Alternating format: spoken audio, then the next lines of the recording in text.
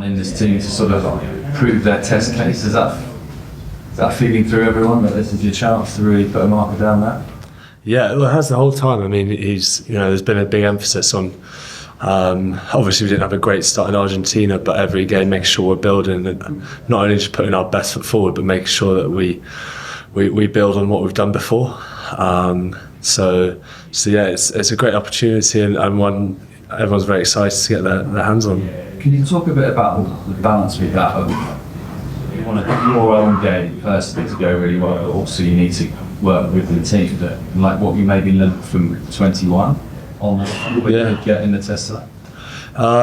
Yeah, I mean the first and foremost thing is you win. Like personal performances aside, like I don't really care if you stand out. I don't care if you do if whatever you do, as long as the team wins. Obviously, to do that, people have to be putting their best foot forward, but you just have to do what you have to do to win.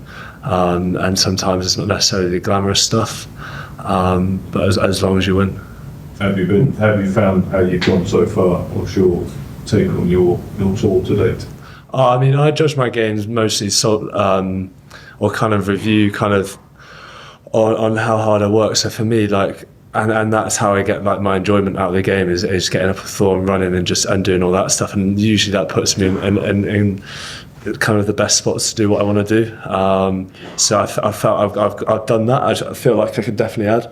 And I feel there's probably moments where probably not being the best, but I feel like it's building, and I know when I back up games like this, the best is yet to come. Does the shirt number make any difference, or is it more about who's operating on the other flank to sort of slightly tweak the detail of your role? Yeah, it's a good question. I think it depends, obviously, set plays where you kind of end up in terms of the numbers. But yeah, usually it's kind of a work between the back row who probably finds the edge more, who find themselves around the middle.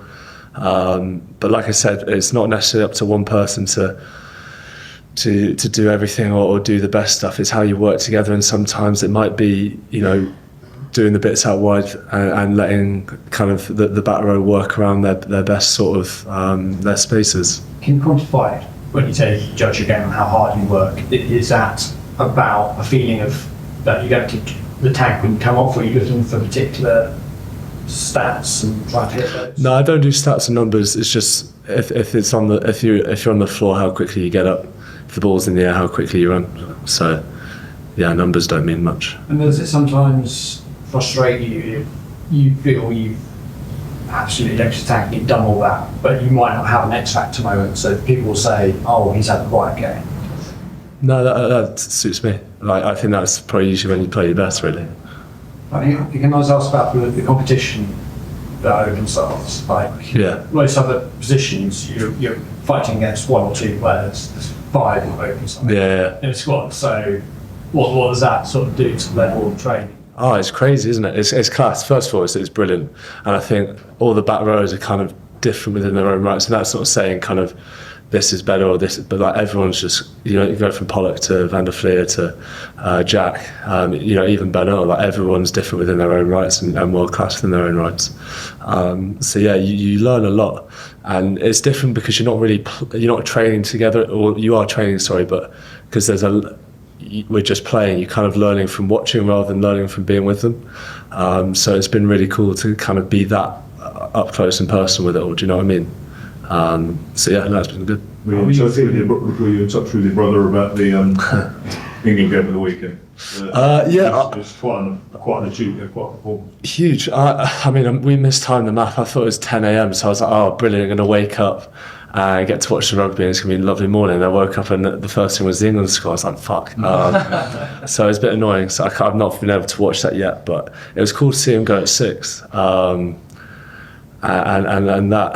to hear how they went defensively. So yeah, it's brilliant for him. Really happy for him. How are you feeling at the moment, Tom? Are you able to put out on the field what you want to? Yeah, I feel like I'm in a really good place. Like I said, obviously going into this a bit stop-start, but now backing up games, I feel like when I'm playing, obviously the more you play, the better you get. So yeah, I feel like I'm kind of timing it well. But physically you're there where you want to be. Yeah. And just on the sort of competition that open side game, can you discuss how different it is to 21 when you're obviously 4 years younger, and now actually you're a sort of senior guy there who's been on to before, like the others. Yeah, I think first and foremost, I think when you're young, it's kind of a gift and a curse in terms of everything comes to you so quickly, and you always take it for granted. It's like, this is brilliant, but then that's brilliant because nothing phases you. You just throw yourself into the next thing, I think. But then looking back now, it's kind of like you can't take anything for granted. Like everything from a meeting to a gym session, because we don't get many of those either, to a prehab, rehab, physio session. Everything means the build up to the performance. Like you don't take anything for granted. You give everything to everything. So I think that's probably the biggest learning. So do you see a bit yourself in Henry when you came onto the scene? Yeah, I didn't have the chip and chasers. But yeah, no, 100%. Like it's just like, just throws himself at everything, and it's brilliant. And I think that's sort of, it's brilliant, and it gives everyone energy. And I think that's it's a great trait. That last tour was so hollow in terms of the COVID arrangements and being in a bubble and so on. Does that mean you're particularly just relishing all the stuff around this of being in a country where there's fans everywhere and it's a bit vibrant? Yeah. And what's been the best bit? I don't know, something that sort of stood out for you so far that you really enjoyed? Yeah, no, it is literally like night and day. I think going from 21 to this one, I was just so, like, as soon as the team got announced, I was just so excited to get on this tour, because it's nice, like doing that tour and all the tests, but you miss the fans and what comes with it, and obviously everything that happens on the pitch is, that's the be all and end all. But to see that stuff you do on the pitch and how much it means to everyone off it, not even just fans, but like friends and family, and being able to like celebrate with them as well. I think that's what it's about, isn't it? So your family dividing, I don't know, are they just lashing up over there? No, I don't think they were playing rock paper scissors for Argentina or Australia.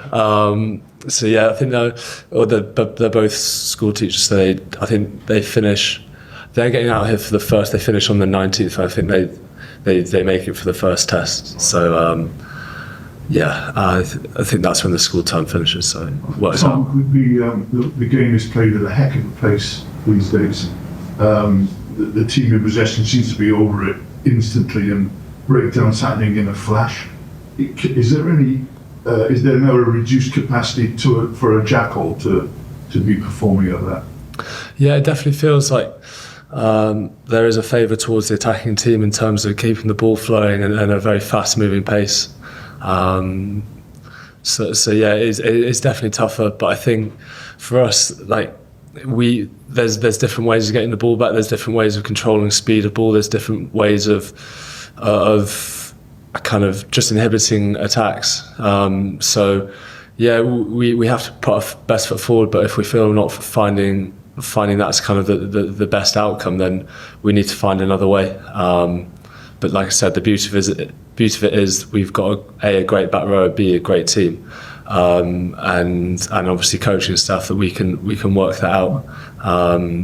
So yeah, it's been a real battle so far, and one that's going to be very exciting. What's it like playing with Ollie when he's at 6? Like, you probably played with him more when he did a lot. Okay, have you? Yeah, I was trying to work this one out. A few times, maybe.